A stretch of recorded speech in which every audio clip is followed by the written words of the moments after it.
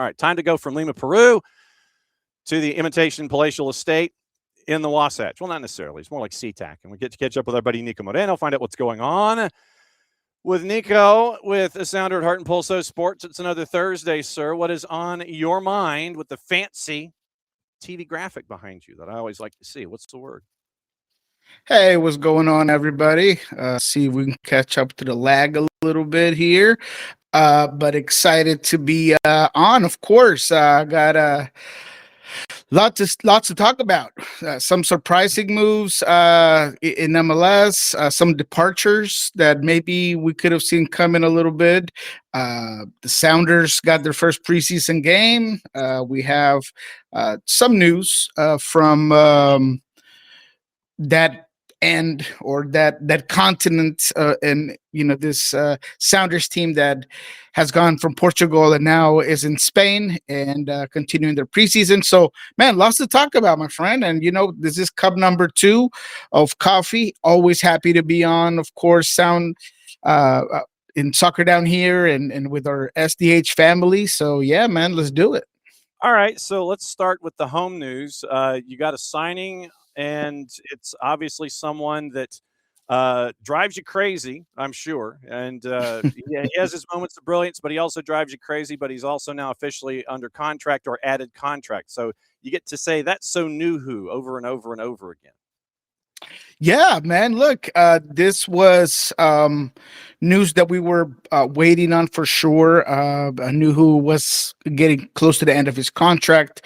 There's no doubt that Nuhu is the type of player that perhaps you can overlook at times, but the reality is that whether you love him or hate him, he is a heavy contributor for the Seattle Sounders. And to be quite honest, most of the fans loves him. I know that there's, some individuals, some circles of fans that maybe they do get way too frustrated. And I mean, you said it, right? I mean, with Nuhu, you have the good and you have the bad, and you got to try to kind of balance it out of exactly what it is that he provides to your team. But this is the situation. As far as I know, as far as I reported, he's getting a 2.5-year deal with with an additional season option, additional year option.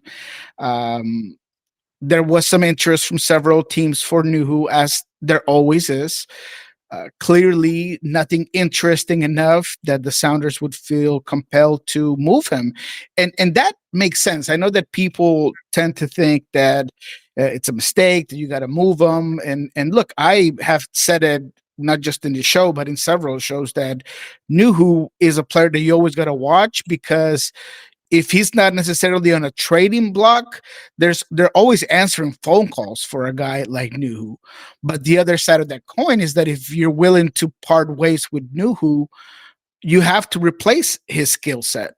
And I don't know if right now in this team there is a like for like player that can come in and do Nuhu type things, right? Be a lock-on defender, be a whether it's a center back or a fullback that can, get back and forth with his sort of dynamism, right? You can say whatever you want on the attacking end and some of the lack of qualities, but I think that Nuhu has grown greatly over the last couple of years, specifically last season. I thought his decision making, I thought his touch on the ball, I thought his delivery has gotten a lot better. So when you've put that much time into developing a defender, a clear, pinnacle of your back line, it's hard to part ways with that player unless there's an irresistible offer, and that just has not been the case so far. But as I mentioned in my tweet, Lyon was the French team that had been asking for him. Actually, a couple of seasons ago, they asked about him again. There's other teams outside of MLS and within MLS that asked about Nuhu, inquiries, but at the end of the day, he's gonna stay a Sounder, and I think it's a sound decision. Again, Nuhu is a player that I value, that I absolutely know and understand that he has moments that perhaps are not at his best, but when you put it into context and through a whole season, I just think his skill set is extremely important for the Sounders, and now they lock him in. And that's not to say that in the future there might not be a suitor that provides you enough that you can move on from him. But until the Sounders don't get a specific price tag that they can move him and replace him, I just think he's going to be here for a while.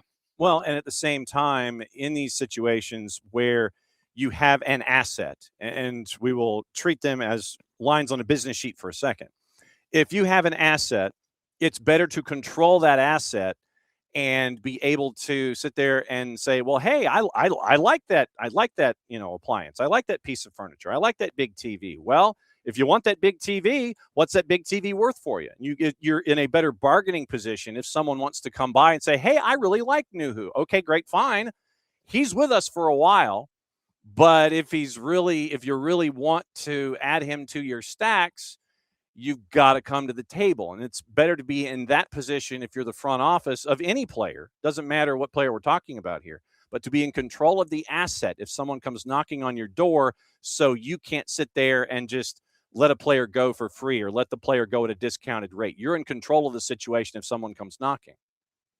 Absolutely. And look, he's only 28. And I say only because defenders have a longer lifespan, if you will, when it comes to soccer. He has the ability to perhaps be a center back in a 3-man system. So there's a lot of things that you can, as you mentioned, have a hold of a player that is not just going to make your team better and is going to contribute, but there's also an opportunity that you can, as you mentioned, you have control of it. You could move him as you will. And there is a need for a player like that, right?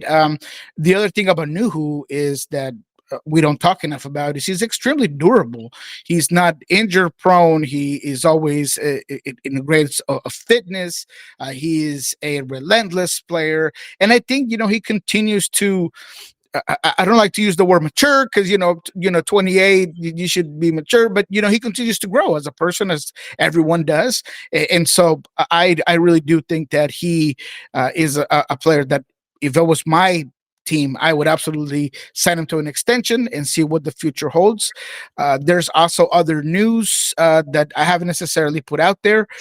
So, it's nothing incredible. So we don't need to break down the news, breaking news music. But it sounds like Alex Roldan has also gotten a new deal, a multi-year deal with the Sounders. I don't have the specifics on how long that is, but it just seems like the Sounders are locking down those players that are either close to the end of a contract or at the end of a contract, thinking about the future, thinking about the change of calendar, because again, we're starting to see a lot of this 2.5 years or through June of 2028. So it's all a system. And Alex Roldan is another player that I feel like does not get the recognition that he deserves. He is another player that some love, some don't love as much. I wouldn't say any of them hate him, but I do think that there is a lack of understanding of how good he is as a fullback getting forward. I think his delivery is extremely well. I think that he plays with passion. I think he got a lot of character. Whenever you play, in a team where your brother has all of this aura, and ever since he came in, he's earned it from the very, very beginning, right? He was a guy that was coming out of Seattle U instead of UW. I feel like he always had this shadow, and he's always dealt with it greatly. I think that he's a very versatile player. I love Alex Roldan when it comes to those attributes, all of those intangibles that are so important. So locking him down with a multi-year contract, I think it's a no-brainer. He's another player that perhaps can move on somewhere else, right? I mean, I've heard of teams in Liga MX that have looked his way, right? And so that's another asset that, as you mentioned, you want to control, and therefore it makes sense that the Sounders have been able to lock that down. All right. We mentioned Ethan Horvath coming in to Red Bulls from Cardiff City on a free, but it's not really free considering that Red Bulls had to pay $150,000 in Garber bucks over the next 2 years, plus surrender a second-round draft pick because Charlotte had dibs on Ethan Horvath, even at the age of 30. St. Louis City brings in Mamadou Fall from Barcelona. Galaxy bringing Eric Tommy. Red Bulls have loaned out Marcelo Morales to Universidad de Chile. San Diego sends Patty McNair on his way, transferred him to Hull City. And I thought that this was interesting. RSL has exercised the buyout on Diego Gonçalves. And RSL has basically been using every possible mechanism that is allowed for roster adjustment really this offseason to try to retool everything right now at Rio Tinto, and Diego Gonçalves is the next man out. So RSL is just trying to. I'm not going to say they're blowing it up, but RSL is trying to figure out any way possible to clean the slate and make the kitchen as clean as possible to get ready for 26. I found that was interesting. What other moves of those moves do you want to talk about? Anything? Is there anything that I've missed? Where do you want to go next year? Well, let's give the due and deserved importance to what Real Salt Lake is doing. Buying out players, it's something that not enough teams do. It's not easy. You got to take a hit, but you are deciding to, whether it's clean house or build it as from where it is and trying to remodel your roster, or if you're trying to just completely blow it up.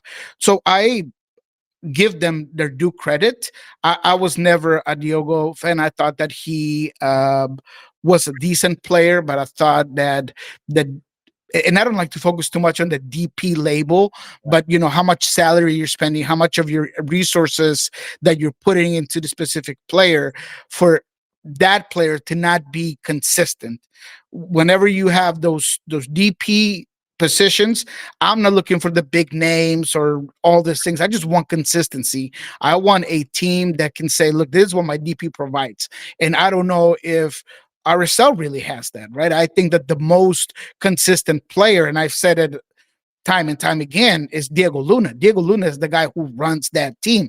So if anything, we're going to allocate the money to keep him, because there is a lot of interest in Diego Luna as well. So you got to make sure that you also keep him locked down. But then you got to add players. This team has for a long time really needed a striker. They've added winger depth with the new Colombian prospect. They've added some pieces, but I do like the fact that when you looked at this roster last season, the Brian Ojedas and all of these players that are now gone, maybe those were decent pieces, but it was time to just reload, rechange. And so for me, it's good moves by a team that I feel like saw themselves being not a protagonist per se last season, but they saw a way where they could be more relevant, and therefore they're making some changes, and they could be interesting to see depending on who they add into this roster. Yeah, no DPs currently for RSL in the DP footprint designation, salary figure, what have you. They've got their 3 U22s, Luna, Marchuk, and Arayatpil, but no DPs right now, and they've got just under $7 million in GAM. I want to stick in California. I think last week we kind of mentioned Joao Klaus as on his way from St. Louis City SC over to LAG. That's now officially official. Price tag was north of $2 million. We thought it was $2 million. It's more like $2.5 million. And this morning we led with the news coming over from Germany that Timo Werner, according to Florian Plettenberg at Sky Germany, done deal, coming over late February. Timo Werner now gets to be added to San Jose. I know that you can't compare Joao Klaus to Timo Werner, but nevertheless, two teams in the state of California making moves, bringing folks in. Klaus to LAG, Timo Werner looks like he's San Jose, and they're supposed to make an announcement in 8 minutes, something cryptic on Twitter, and we'll find out if that's going to be. A couple of big moves, one bigger than the other, as you mentioned. There's no way to necessarily compare them. I mean, we're talking about apples and oranges here, but at the same time, you're talking about apples and oranges when it comes to the expectation from each franchise, right? I mean, we don't have to sugarcoat it. San Jose has been in debt to the league and to their fan base for a very long time. So, Timo Werner coming in is great. This is something that club needed, right? Now we can, after this, maybe get into the whole Chicho Arango moving on from that team perhaps, because I still it's not official, and I'm hearing that there might be some things with the salary and the moves. But at the end of the day, uh, San Jose has needed a big player for that franchise. They lost their two biggest players over the last seasons, Christian Espinosa and Chicho Arango. So now, or potentially Chicho Arango. So they got to figure out. They got a lot of holes. That was a team that you and I both talked that even with Timo Werner, they had a lot of other holes. So where do they move from here? What is that they want to do? I hope that this is not a situation where you're just bringing a player to put butts in seats and just jersey sales and just patronize your fan base that way. I would never think that that's the case. But if you want this team to be successful and you want this move to not feel like just makeup over a really bad situation, you gotta bring in role players, and that's what I haven't seen from San Jose, which is the opposite of the Galaxy. I think that the LA Galaxy is doing their due diligence to really create a collective unit, a real good roster. I know that there's been mixed reviews about the Joe Klaus move because of the DP title. And again, I feel like sometimes we get too stuck on the DP designation, which I will say it forever from the one and only Garth Lagerway. A lot of times it's just an economic mechanism, is a way to just shelter some money, to move some funds around. And I think Joe Klaus is going to be a very good player for this LA Galaxy team. I expect Marcus Rose to have a much, much better season. I don't expect him to be Ricky Push per se, but I expect him to do Ricky Push things for this team. So, with all that said, I really do think Greg Vanney is trying to put together a good collective unit, and I think Joe Klaus is going to be a big piece for that LA Galaxy team. So, LA Galaxy team gets better. San Jose, TBD so far, but that's kind of the West. Is the Wild West. It's been our storyline here at SDH for a very long time.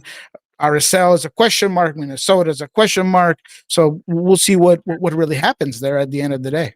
Yeah, and the cryptic tweet is like a 2-second video capture, and it happened actually at 7:00 Pacific time instead of 8:00 Pacific time. So it's been on the board. It's a 2-second cryptic video tweet, and it's out there anyway. So San Jose, by the way, they only have one U22 on the books, Noel Buck, and they have Chicho Arango still specifically until we are told out the door that right now they're at 1-1. That's where they are with DPs and U22s. Only 2 inbounds. One was a keeper that came in from FC Cincinnati 2. The other is a homegrown. In the offseason, San Jose, Verhoeven, Eisner, Christian Espinosa, which I'm sure someone is going to be being yelled at every single day of the week for 19 years for letting that go down. Mark Anthony Kay, Joseph Martinez, Rodriguez, Carlos Gruezo, Bruno Wilson, Chance Cal, Nick Lima retired, and Cruz Medina. That's your outbound. And inbound, a keeper from FC Cincinnati 2 and a homegrown, and probably, perhaps Timo Werner. Chicho Arango. I wanted to put the pause button here because if I'm not mistaken, now you're looking at him going, I think it was Atlético Nacional who was rumored. It would be the 5th team in 6 years for Chicho Arango, even as he has signed a new contract a year ago, and he's in the middle of it in San Jose. It's Winston Churchill used to say that, a riddle wrapped in an enigma. And I just, Chicho Arango for me, I don't know if he's happy unless he's on the move or he's doing something someplace else. It always feels to me like he always wants to be in motion when it comes to his career and not be in one place for a long period of time. I can't argue with that. Look, I'm a big Chicho Arango guy. I've talked to him several times on and off the mics. He is a great human being. He's a phenomenal player. I think he's a phenomenal player. I wanted him for Seattle a long time ago. And if you look at his numbers in MLS, they're excellent numbers. Even last year, he had a decent year. It wasn't like that last RSL year, but he had very decent numbers. I think he's a creator. I think he's a great finisher. He's a locker room guy.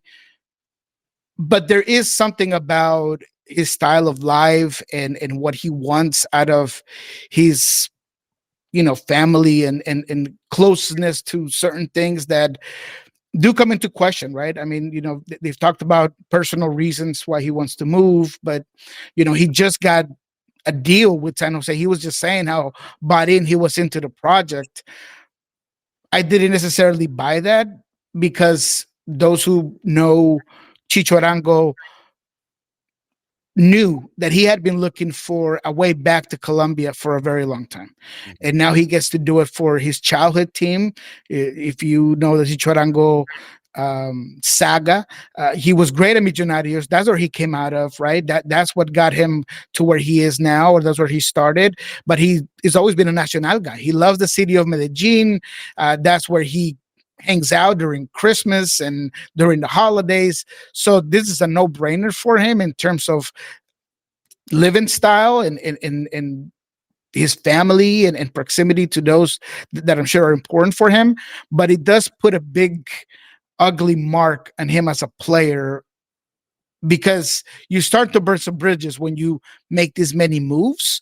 And regardless of you being a very productive player, a lot of times teams want to know if you're bought in. And it's hard to know if you're bought in when you have this many moves in your repertoire, right? I think in Mexico, he did okay. And maybe that's why he wanted that way back into MLS. But at the end of the day, I do believe that it is a Chicho Arango issue, and the lack of just wanting to be at one place and stability. So I don't want to crucify him for the decision. I really don't. But I do bring it into question about what it is that he wants out of his career. And now this, the last I heard, and I don't have the numbers in front of me or the report in front of me, but I thought it was a loan that they wanted to do to Nacional. I mean, he's not a cheap player. Nacional, although my childhood team as well, and the best team in Colombia, if you ask me. Obviously biased, I'll say that. And one of the clubs with the biggest pockets. I do think that a move from MLS to Colombia would be hard to come by when it comes to the funds. So there will have to be some creativeness there in order to bring him in. I mean, look what happened to Luis Muriel, to Junior de Barranquilla. It had to be a buyout. It had to be Orlando had to keep some money. I mean, it's not easy for a Colombian team to bring in a player that has X type of price tag in order to make it make sense down there. Yeah. One other team that I wanted to look at in the West, and then if there's anything else on the board, we will go from there, and it's Austin. Austin bringing in Facundo Torres, dropping 9.5 large to bring him in. Now you got a team in Austin which has like $12 in GAM available now, and you're looking at the 3-and-3 model, 2.5. Technically, it's 2.5 million, but they are by far the worst available Garber bucks this season coming in. You now have as your DPs Uzuni, Brandon Vasquez, Facundo Torres, and now you're hoping that the activity that you had trying to bring folks in to give you offense will help now with Facundo Torres coming back into Major League Soccer that you weren't getting from other places if you pair him with Uzuni and Brandon Vasquez. So Austin is not afraid to spend money, and they're doing it again here this offseason. You can't blame them for bringing in a guy like Facundo Torres. In my opinion, he's a very good player. I think the knock on him, specifically in Orlando, was always maybe his inability to really put the team on his shoulders. The way even a guy like Ojeda did for that team. But I do think he's a good fit for Austin. I really do think that people are estimating his overall potential at his best when he was with Orlando. I think that he fits the system because he's going to be more of a pocket winger for Austin, which allows Gallagher or whoever they decide to push on that side to get some spaces. He is someone that, to me, is going to up your creativeness and your chance creation greatly. He can be a goal scorer. He's somebody that is a good finisher and can run late, crash those boxes. So when you kind of coincides with Usuni and the rest of that front line, hopefully a healthy Brandon Vasquez, that could be a problem of an attack. I really do think that there's a potential for it. The question mark is what form of Facundo Torres do you get? Because there is the other perhaps criticism that I've heard from some coaches and that I've heard from people around that have been high on Facundo Torres at one point or another, and it's the mental toughness. When things go south, when you're trying to adapt to a new system, a new coach, a new city, how do you perform? How do you get out of those bad moments? And that's kind of what I'm trying to see out of Facundo Torres. How much maturity did he get when he was at Palmeiras? It's not easy. El Brasileirao will make you tough because down there it's either eat or be eaten. And if you're a player, you better perform or get used to the criticism and the yelling and all this, high pressure that there is in Brazil. So for me, I do think that he's a very good player. I think he has high potential, but is TBD again on Austin, depending on what he does. Because I do think that Austin cannot afford another bust when it comes to their DPs. You swung and you missed. You were able to get some money back. Now you're trying to reshape your roster, but you need to make it work. Yep. And you got someone to take Osman Bukari going to Widzew Łódź in the Polish Ekstraklasa, and you also decided that you didn't want to have Yadar Oberon around anymore. So 2 of your forwards out the door. You bring in Facundo Torres for 9.5. Juan David Lodonio, with the details that you were mentioning about Facundo Torres, it looks like there's a possibility that he will be introduced this weekend with the friendly of Messi and friends, and that matchup might be the grand unveiling of Chicho Arango. Loan for a year, club covering the cost, includes a purchase option at the end of the deal. And so, obviously coming in from San Jose. So Juan David Lodonio from 365 Scores says it is a loan for the year, covering the cost, purchase option at the end of the deal. So that's what you're staring at with the possibility of Chicho Arango, and he might be unveiled this weekend. So we'll keep an eye out on that. Yeah, Juan David is a good source. Him and Pipe Sierra are some of the best.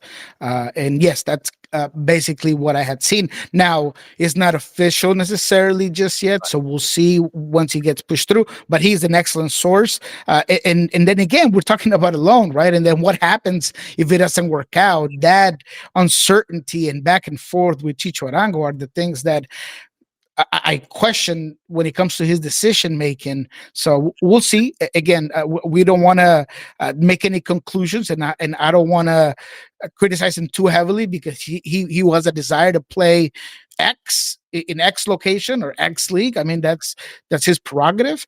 But it is at times kind of hard to be confident in a guy that you don't know if he's going to stick around. What other storylines have stuck with you in the week that has been as we get ready for the week that will be?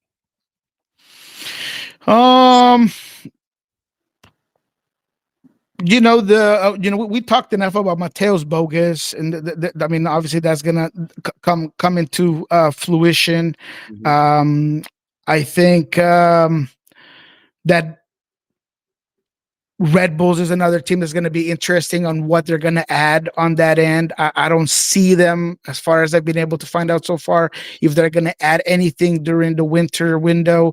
It seems like a lot of teams are going to be waiting for the summer to make some big signings. I wonder if San Jose is similar. Are they waiting to fill those DP spots till the summer? That's hard to do with the current roster that you have, because regardless of how naive people might think that the playoff system is, and you can't play with it, right? It's not how you start, it's how you end the season. I really think that you need to stay afloat. You can't just dogged the way the Galaxy did last season, early, in the year, and then there's just no way to dig yourself out of that hole. So how does that really work? It's going to be, very interesting to me. Orlando City is another team that, now sending Alex Freeman out, how they're going to be able to replace him, because that was a superstar for him. And when you get a player like Alex, you have two ways to go about it, right? It was clear that he was going to end up in Europe, right? So did you need to sell him now to make sure that you got some money? Yeah, probably. But now you're trying to figure out how you're not going to be on balance on that side. Because he did so many things for you on the attack and then on the overlaps defensively. He was a stud. I mean, when it comes to that physical defensive presence, I mean, he just did it all for Orlando City. Orlando has moved some things. They've added some pieces. I think that the hot seat for Oscar Pareja is really going to be there. So, yes, I love the Alex Freeman move, but I do think that Orlando is going to have to figure out how they modify.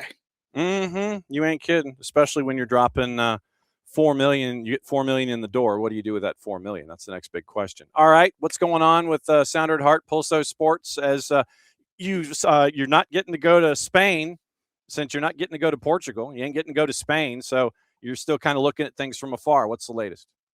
Yeah, well, we're gonna be getting together tomorrow for our What We Learned This Week with Jeremiah Shannon. You don't want to miss it. Again, we're going to talk about Alex Roldan getting a new deal. We're going to talk about Danny Masovsky, who's also in negotiations to try to get a new deal. We're going to hear about some of the guys that are impressing, according to some sources in Spain. And one of those is Osasa de Rosario, who, everybody's thinking that Danny, after having a career season, he might have a shoe-in to either accompany Jordan Morris in that attack or maybe be the main nine with Jordan Morris being out wide. I think Osasa de Rosario is turning a lot of heads in this preseason camp in Europe. And so we're going to talk about that. You don't want to miss it. We are also going to be using, perhaps not yet, but, Sandra Hart has some really big news there with a studio space that they're working with and that we might be able to do a lot of cool stuff with. So go ahead and check that out. We might be able to use that this week, if not in the future. With Pulso Sports, of course, we're going to be doing a little bit of Spanish coverage. I got some really good interviews in the docket for what's coming up, not just on the MLS side, but also on the World Cup side, covering Colombia, covering U.S. national team, Mexico. So there's going to be a lot of diverse information coming from Pulso Sports. And of course, on Monday, we're going to get across with Ari Lillenwall and break down the season that's coming up. Any news that we get from the Sounders on Monday morning. And it is officially official. Timo Werner to San Jose as of the sum total of 6 minutes ago. And a virtual press opportunity with Werner and Bruce Arena is going to be tomorrow morning, 11:30 Eastern, 8:30 a.m. Pacific time.